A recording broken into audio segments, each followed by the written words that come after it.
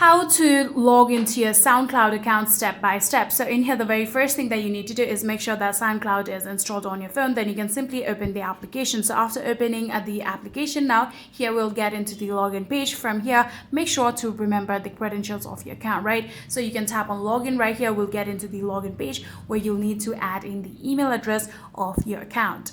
So in here, all you need to do is simply add in your email address right here and then tap on continue, or you can even add in the URL of your profile if you want to, or if you have like sign up your account using any of those platforms like your Facebook ID, Google ID, or Apple ID, you can tap on them and continue with them too.